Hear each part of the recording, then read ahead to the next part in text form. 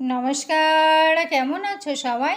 আমি নমিতা। আমার একটা নতুন ব্লগে সবাইকে স্বাগত। দিদিমার এই কথাগুলো খুব মিস করি, যে বিয়ের পরে দেখবি সব ভাগ্যের দরজা খুলে যাবে, কত আনন্দ করবি, কত বেড়াবি। কথাগুলো খুব মিস করি, সত্যি কথা।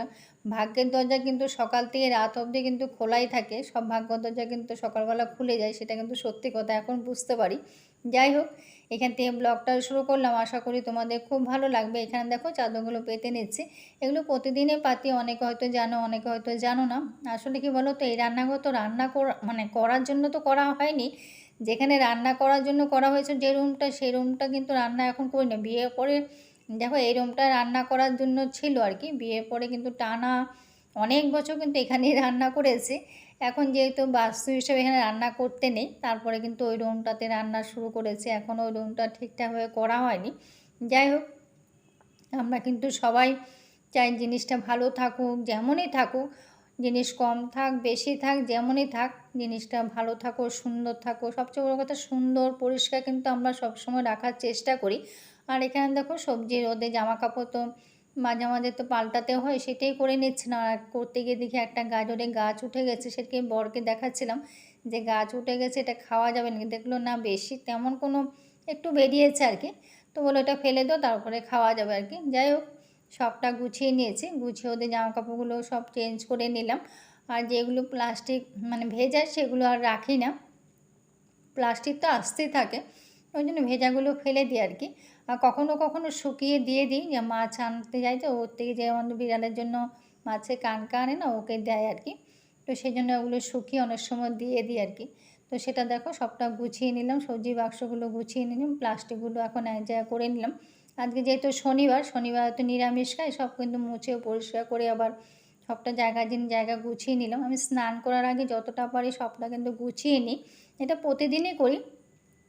একেবারে স্নান করে চলে এলাম, স্নান করে আমরা টিফিনটা আজকে ডালিয়া করেছিলাম, সেটা তোমাদের সাথে শেয়ার করিনি। তো একটু চা নিয়ে, আমি কিন্তু এই চাটা নিয়েই আমার দিনটা শুরু বলতে পারো। স্নানে আগে অনেকটা কাজ করি, তবে স্নান করে পুজো দিয়ে তারপরে কিন্তু চাটা নিয়ে হয়তো সিঁড়িতে বসি, বা কখনো বারান্দায় দাঁড়ায়, কখনো চেয়ারেও বসেও খাই। যাই হোক, এগুলো ভালো লাগে আর কি। আর মনে হয় ফ্রেশ লাগে, আর দিনটা শুরু হয় ভালো করে, এটা আমার মনের বিশ্বাস। এখানে কিন্তু ঝিরিঝিরি বৃষ্টিও হচ্ছিল। তো দিদিমার আরেকটা কথা বলতেন, যে নিজেকে আগে ভালোবাসতে হবে, নিজেকে নিজেকে নিজে জিতাতে হবে। নিজেকে নিজে যদি জিতাতে পারো, তাহলে তুমি জীবনে এগোতে পারবে। চা খাওয়া হয়ে গেছে, চা খেয়ে আর এই ছোলাগুলো কালকে রাতে ভিজিয়েছিলাম, তো তোমরা অনেকেই জানো যে আমরা অঙ্কুর করে খাই আর কি। তো সেটাই এখন ভিজিয়ে এটার মধ্যে দিয়ে রাখবো, তারপরে জলটা ঝরে গেলে অন্য একটা পাত্রে রেখে দেবো। তো যেটা বলছিলাম, তো নিজেকে জিতাতে হলে নিজের মুখে আনন্দ দিতে হবে, নিজেকে ভালোবাসতে হবে, যেটা আমরা করি না। যে নিজেকে এই চ্যালেঞ্জটা নিতেই হবে, নিজেকে জিতাতে হলে চ্যালেঞ্জটা হলো যে নিজেকে ভালোবাসতে হবে, নিজের মনোবলকে রাখতে হবে, নিজের উপর বিশ্বাস ভরসা কিন্তু নিজের উপর আগে রাখতে হবে। কিন্তু আমরা সেটা কিন্তু নিজের উপর না রেখে, সেটা কিন্তু আমরা অন্যের ওপর রাখি, তাই না বলো? অন্যকে বিশ্বাস করি, অন্যকে ভালোবাসি, অন্যকে ভরসা করি, অন্যের উপর নির্ভর থাকি, অন্যের মনোবলটা নেওয়ার চেষ্টা করি। নিজের মনোবলটা কিন্তু নিজেকে হারিয়ে ফেলি, কিন্তু অন্যের ওপর কিন্তু আমরা ভরসা করে থাকি। কিন্তু এটা করতে করতে কিন্তু আমরা ভাবতে ভাবতে আমাদের অনেকটা সময় চলে যায়, পরে শেষে দেখা যায় সময়টাই চলে গেল, আমরা এই ভাবাতেই আমরা পড়ে থাকলাম। একেবারে হয়তো আমরা শূন্যের খাতায় চলে যাই, শূন্য থেকে তো আর শুরু করা যায় না, যদিও বিয়োগের খাতা থাকে তাহলে কিন্তু আবার শুরু করা যায়, কিন্তু শূন্যতে চলে গেলে আর শুরু করা যায় না। সুতরাং এক কথা হলো, সময়টাকে নষ্ট করবে না, সময়ের কাজ সময়ে করার চেষ্টা করো। কথাগুলো খুব মিস করি। তো যাই হোক, এখানে কিন্তু রান্না বসিয়ে দিয়েছে, যেহেতু নিরামিষ বললাম, শনিবারের ব্লক এটা। তো শনিবার দিন তো যদি ভাত করলা বা কাঁকরোলের পুর করি, তাহলে পাঁপড় লাগে না আর কি। আর যদি না করি কিন্তু পাঁপড় তাহলে লাগে বাড়িতে। তো সেটা পাঁপড়টাও ভাজা হয়ে গেছে। আর অফ ক্যামেরা ছেলের জন্য আলু ভাজা করেছি আর কি, যেহেতু ছেলে আজকে বাড়িতে, তো আজকেও ছুটি আছে। যেদিন বাড়িতে থাকে না, সেদিন কিন্তু একটা ভালো লাগে, একসাথে খাওয়া দাওয়া হয় তিনজনের, নাহলে তো হয়ই না। আর আসলে ও সকালে যায়, রাতে আসে, রাতে 1টাও বাজে, কখনো 1:30টাও বেজে যায়। আসলে অনেকটা দূরত্ব তো, অনেক সময় দেরি হয়ে যায়, অতক্ষণ কিন্তু বসে থাকি, খারাপ লাগে। তো বসে তো থাকতেই হবে, কিন্তু কষ্ট হয় আর কি, যখন মুখের দিকে দেখি না খুব কষ্ট হয়, কিন্তু কিছু করার নেই। তো যাই হোক, এইভাবে জীবনটা হয়তো চলবে, জানি না কতদিন কীভাবে চলবে। এখানে দেখো সোয়াবিনটা কিন্তু রান্না হয়েছে, আজকে তেমন কিছু করিনি। আর ছেলের জন্য যেহেতু আলু ভাজা করেছি, তো সকালে একটু আলু ভাজা দিয়ে ডালিয়া খেয়েছে আর কি, ডালিয়াটা খুব একটা পছন্দ করে না, তাও আজকে খেয়েছে একটু। আর এগুলো কিন্তু রান্না শেষে সঙ্গে সঙ্গে আমি ফেলে দিই, মানে তেজপাতা বলো, তেজপাতা তো রাখতে নেই, ওই মানে ছেলেদের পাতে দিতে নেই, ওই জন্য ফেলে দিই। আর ওগুলো দেখো কাপড়গুলো, এখন তো বৃষ্টি রোদ এগুলো তো চলছেই, একটু রোদ উঠেছিল, তো কাপড়গুলো কালকে ধোয়া ছিল আর কি, এগুলো শুকিয়ে গেছে, বিছানা তোলা হয়নি। ভাবলাম কি বিছানাটা মানে কাচবো করে চাদরটা চেঞ্জ করবো ভেবেছিলাম, ওই জন্য এখন দেখলাম না বৃষ্টি আবার পড়বে, ওই জন্য ভাবলাম না আজকে থাক, আজকে যেমন আছে তেমন থাক। আর দিয়ে কাপড়গুলো ভাঁজ করা হয়ে গেছে, যেমন আছে তেমন থাক, কালকে পরশু দেখা যাক যদি চাদরটা চেঞ্জ করি তো করবো। এখন যেভাবে আছে সেভাবেই আবার বিছানাটা আবার ঝেড়ে পরিষ্কার করে গুছিয়ে নিলাম আর কি। আর দিয়ে কাপড়গুলো ভাঁজ করা হয়েছে, সাথে সাথে করে নিই, করলে করা হয়ে যায় আর কি। এভাবে হয়তো আমরা সবাই করি, একসাথে করি নি, তাহলে কাজটাও হয়ে যায় আর কি, রান্না ফাঁকে ফাঁকে করার চেষ্টা করি। দেখো বিছানাটাও গোছানো হয়ে গেছে, চাদরটাও চেঞ্জ করিনি, যেটা পাতা ছিল সেটাই আবার ঝেড়ে আবার পেতে দিয়েছি। আর এদিকে সোয়াবিনটা তো রান্না হয়ে গেছে।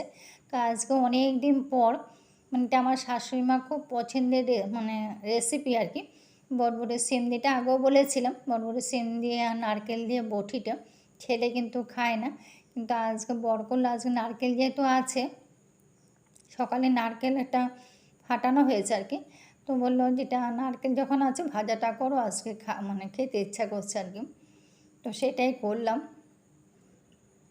নারকেল দিয়ে বটবটি ভাজা দিয়ে সোয়াবিনটা মানে রান্নাটা নামিয়ে রাখলাম। আর এদিকে তো ডাল আর আলু ভাজাটা হয়ে গেছে, সেটা তোমাদের সাথে শেয়ার করা হয়নি। ছেলে আবার আলু ভাজাটা পোস্ত দিলে না খুব পছন্দ করে, সেটাই দিয়ে করেছি আর কি। আর এদিকে দেখো নারকেল দিয়ে বরবটি সিম ভাজা, একটু কাঁকরোলও দিয়েছিলাম। তো মা এই রেসিপিটা মা কিন্তু আমার শাশুড়িমা খুব পছন্দ করতেন, মানে খুবই পছন্দ করতেন, মানে যেমনি দেওয়া হোক রুটি দিয়ে হোক ভাত দিয়ে হোক খুব পছন্দ, দেখে এখনও খারাপ লাগছে। তো যাই হোক, মানুষ চলে যায়, অথচ কথাগুলো মনে থাকে আর কি, এটি কথা।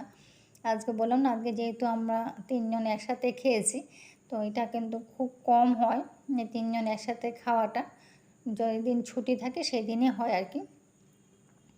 তো খাওয়া দাওয়া শেষ হয়ে গেছে, খাওয়া বাসনটা ধোয়া হয়ে গেছে, তো আমার পুরো কাজও কমপ্লিট হয়ে গেছে খাওয়া দাওয়া শেষ করে। আর সব গুছিয়েও নিয়েছি, রান্নাঘরটাও পরিষ্কার নিয়েছি, মানে প্রতিদিন আমার দুটো রান্নাঘরে কিন্তু পরিষ্কার করতে হয়, মানে প্রতিদিন প্রতিটা সময়ে। তারপর চলে এলাম পদ্ম দেখতে, এত সুন্দর, আসলে বেশি বৃষ্টি হলে তো আর এগুলো থাকবে না, পড়ে যাবে, পাপড়িগুলো তো পড়ে যায় না একটু, ওরা তো খুব নরম না, পড়ে যায়। ওই জন্য ভাবলাম একটু বৃষ্টি বেশি হওয়ার আগে একটু ভিডিও করি তোমাদের সাথে। দেখো একটু হাত দিয়েছি, খুলে পড়ে যাচ্ছে, খুলে যায় পড়ে যায় তো বৃষ্টি হলে। আবার যখন বৃষ্টি শুরু হয়েছে, আর এখন দেখো বৃষ্টিও কিন্তু পড়ছে, তার মধ্যে কিন্তু ভিডিওটা করলাম। এত সুন্দর পদ্ম দেখলে কিন্তু সবার সবার মন ভরে যাবে, সত্যি মন ভরা মতনই পদ্ম। আসলে কি জায়গাটা এত সুন্দর, জায়গাটা অনেকটা বড় না, মানে স্পেসটা পেয়েছে, ওই জন্য কিন্তু হতে ওদের সুন্দর মানে সুবিধা পেয়েছে আর কি। গামলায় যেগুলো বসানো হয়েছিল, গামলাগুলো কিন্তু একটাও হয়নি, এই চৌবাচ্চাটা মন্দিরটাই কিন্তু হয়েছে, আরগুলো কিন্তু হয়নি। সন্ধে একেবারে চলে এলাম, বললাম না নারকেল ফাটানো হয়েছিল এই তালের বড়া খাওয়ার জন্য, বললো সন্ধে কটা তালের বড়া ভাজবে, চা দিয়ে খাবো। তো তখনই বরকে আমি বললাম, ভাগ্যিস ঠাকুরের রাত্রটা দিয়েছে, নাহলে তো মেয়েদের আর মানে সারাদিনে কাজ থাকতো, রাত্রেও হয়তো কিছু রান্না করতে হতো, রাত্রেও কাজ থাকতো, নাহলে তো রাতেও ঘুমোতে পারতো না। এখানে দেখো চা বসিয়ে দিয়েছি, যেটা দিই দার্জিলিং আর আদা গুঁড়ো আর এলাচ দিলাম আর কি, দার্জিলিংয়ের গুঁড়োটাও দিই, দার্জিলিং এনে গুঁড়ো করে রেখে দিই, ওটা দিয়ে চা করলাম। আজকে চাটাও হয়ে গেছে, আর একটু পড়েও গেছিলো, সেটা পরে মুছে দিয়েছি। তো চা খেতে খেতে ব্লগটাও শেষ করব। তো বড়াও খেয়ে নিয়েছে, এখন একটা বিস্কুট, আর যেহেতু চা দিয়ে গুড় দিয়ে খায়, মানে গুড় একটু লাগিয়ে আর কি, আমি খাই না চায়ে কোনো মিষ্টি খাই না। তো বরকে চা দিয়ে দিলাম একটা বিস্কুট দিয়ে, আর আমি বড়া খেয়ে নিয়েছে, আর ছেলে খাচ্ছে বড়া, আর আমি একটা বড়া খেয়েছি, খেয়ে এখন চাটা খেয়ে নেব। তো আজকে চা খেতে খেতে ব্লগটাও শেষ করব। তো কেমন লাগলো সবাই কমেন্ট করো, ভালো থেকো, সুস্থ থেকো, যদি কিছু একটা ভালো লেগে থাকে তো লাইক কমেন্ট শেয়ার করো। তো আজকে এই রান্না করতে মানে সব দরজাগুলো বললাম না ভাগ্যের দরজা, এই রান্নাঘরও ভাগ্যের দরজা, এটা তো অবশ্যই আমাদের ভাগ্যের দরজা, মা লক্ষ্মীর জায়গা যেহেতু। তো চা খেতে খেতে এখানে ব্লগটাও শেষ করলাম। যদি কিছু একটা ভালো লেগে থাকে তো লাইক কমেন্ট শেয়ার করো, পাশে থাকো।